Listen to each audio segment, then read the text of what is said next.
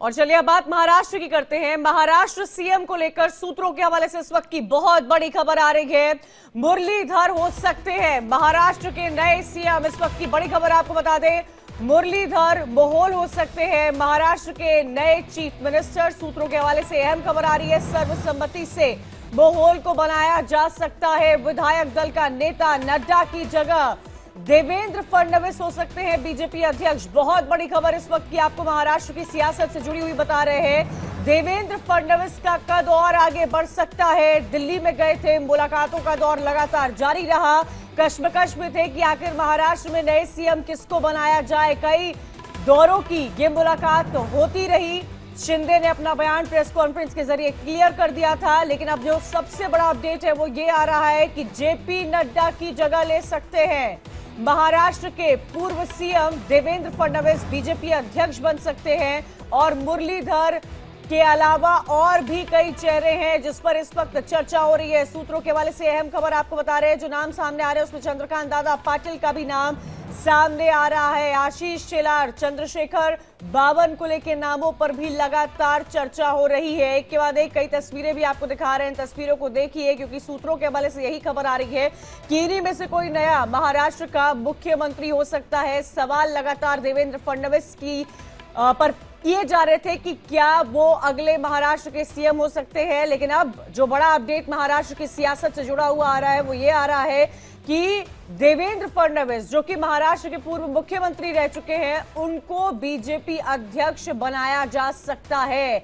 JP Nadda की जगह दी जा सकती है उनको, और साथ ही साथ मुरलीधर के अलावा और कई चेहरे हैं जो सीएम की रेस में इस वक्त दौड़ते हुए नजर आ रहे हैं। चंद्रकांत दादा पाटिल, आशीष शेलार, चंद्रशेखर बावनकुले, इन तमाम नामों पर चर्चा हो रही है। आप देखिए, नतीजे आ चुके हैं, 6 दिन हो गया है, लेकिन अब तक महाराष्ट्र में सरकार का गठन नहीं हो पाया है और इसी को लेकर लगातार कई सारी बातें सामने निकल कर आ रही है।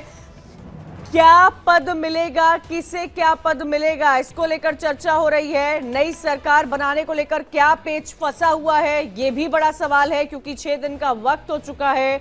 महायुति सरकार में सीएम पद के बदले क्या एकनाथ शिंदे को क्या मिलता है, कोई मंत्रालय मिलता है, कोई बड़ा पद मिलता है, ये लगातार सवाल किए जा रहे थे। लेकिन उसकी दूसरी अगर तस्वीर महाराष्ट्र की देखी जाए तो कई ऐसे नाम हैं जो महाराष्ट्र में सामने आ रहे हैं। और सबसे बड़ा अपडेट तो ये है कि देवेंद्र फडणवीस की जगह अब जो पहले देवेंद्र फडणवीस पूर्व सीएम थे वो अब बीजेपी के अध्यक्ष बनाए जा सकते हैं। ज्यादा जानकारी दे रहे हैं हमसे हमारे संवाददाता अभिषेक जो जुड़े हुए हैं। अभिषेक, बहुत बड़े ये 2 अपडेट्स हैं, इनको लाइटली बिल्कुल भी नहीं लिया जा सकता है।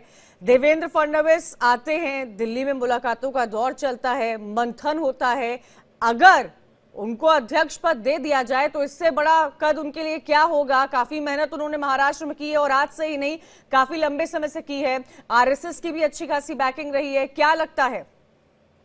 बिल्कुल। और देखिए, इसके पीछे का कारण यह भी होता है कि जो बड़े नेता होते हैं, यानी किसी भी राज्य में या फिर केंद्र के हिसाब से, तो उस हिसाब से बीजेपी की हमेशा कोशिश ये रही है कि उन नेताओं को आगे ले जाया जाए, आगे ले जाकर उन्हें उनका अलग जगह प्रयोग किया जाए, अलग जगह यूज किया जाए, ताकि वह देश के लिए और अच्छा काम कर सकें। और यही कारण है कि वह नहीं चाहते हैं कि महाराष्ट्र में या फिर कहीं इसी स्टेट में एक रहें और उस हिसाब से काम करते रहे। यही कारण है कि देवेंद्र फडणवीस के लिए देखिए, पिछले साल से लगातार एक खबरें आ रही थी कि उनको केंद्र में लगातार बुलाया जा रहा है। हालांकि देवेंद्र फडणवीस जाने के इच्छुक नहीं थे, वह इस बात को लेकर लगातार कह रहे थे कि महाराष्ट्र में ही रहना चाहते हैं, वो महाराष्ट्र में वो राजनीति करना चाहते हैं। लेकिन कई बार उन्हें ऑफर दिया गया केंद्र को लेकर, लेकिन चूंकि अब बात आखिरी फैसले लेने की है कि महाराष्ट्र में चूंकि या तो उन्हें सीएम बनाया जाए या तो उन्हें केंद्र में लाया जाए, और यही कारण है कि अब लग रहा है कि फैसला होता हुआ दिखाई पड़ रहा है। क्योंकि इतना समय लग रहा है, इसका मतलब साफ समझिए कि महाराष्ट्र में बहुमत की सरकार आ चुकी है। बहुमत सरकार आने के बाद अगर सरकार अब तक शपथ समारोह नहीं हो पा रहा है, इसके पीछे के 2 बड़े कारण है। एक तो एकनाथ शिंदे हैं,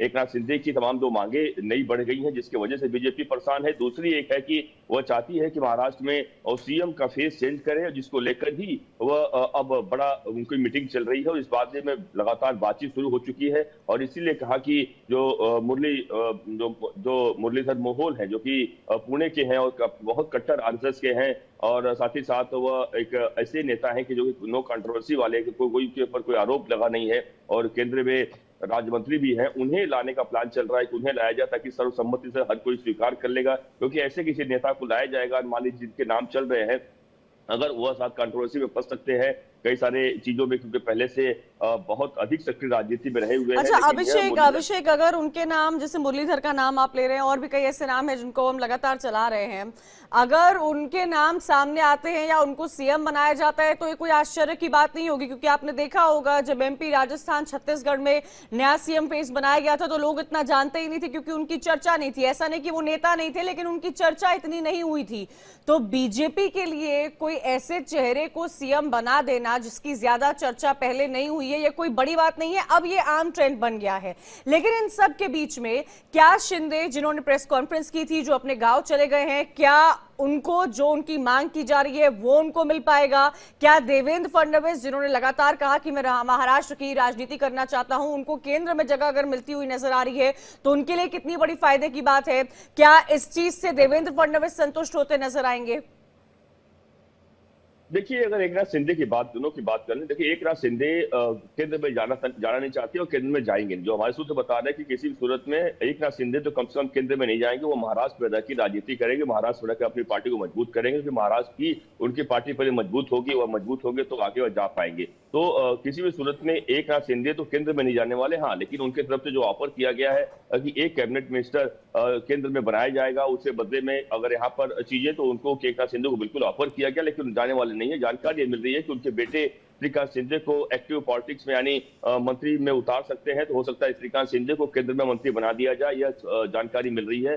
क्योंकि महाराष्ट्र में अगर एकनाथ शिंदे श्रीकांत शिंदे को अपने बेटे को उतार देंगे तो कहीं कहीं वह केंद्र से हाथ धो बैठेंगे। तो इसलिए चाहते हैं केंद्र में बना रहे, और महाराष्ट्र में तो रहेंगे। क्या अभिषेक, क्या एकनाथ शिंदे ने कोई पद की भी मांग की है यहाँ पर कि हाँ ठीक है, उन्होंने प्रेस कॉन्फ्रेंस करके बोल दिया कि पीएम मोदी हमेशा मेरे साथ थे, अमित शाह मेरे साथ थे, उनका जीत के बाद उनका फोन भी आया था, बातचीत भी हुई थी, मुझे बीजेपी के सीएम बनने से किसी कोई दिक्कत नहीं है?